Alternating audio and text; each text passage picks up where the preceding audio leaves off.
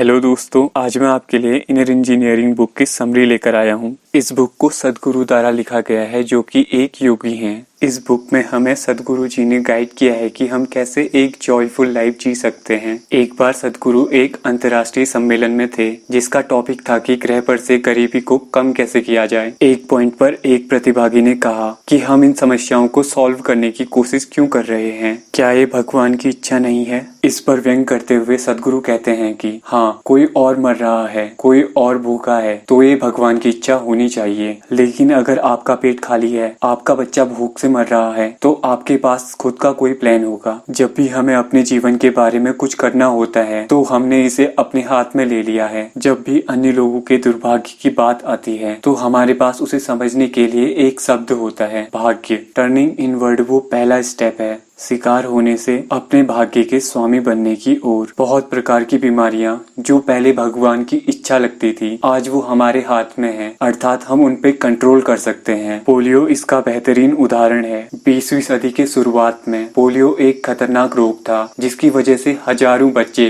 Paralysed हो गए थे। 1988 यानी 1988 में पोलियो से संक्रमित बच्चों की संख्या 3,50,000 थी, वो भी एक ही साल में। पर 2013 में ये संख्या गिरकर 416 रह गई थी। पॉलिटिकल, पब्लिक और प्राइवेट पार्टनरशिप्स और उचित मूल्य वाले टीके, सामुदायिक भागीदारी और teams of global health care workers के संयोजन ने यह साबित कर दिया कि सभी बाधाओं के बावजूद भारत जैसे चैलेंजिंग देश में भी पोलियो जैसी बीमारी का निवारण संभव था। पोलियो जैसी बीमारी को हम सब साथ मिलकर खत्म करने में कामयाब हुए। वैसे ही अगर हम दूसरों के दुर्भाग्य की रिस्पॉन्सिबिलिटी ले सकें, तो हम गरीबी को भी बहुत जल्द ही खत्म कर देंगे।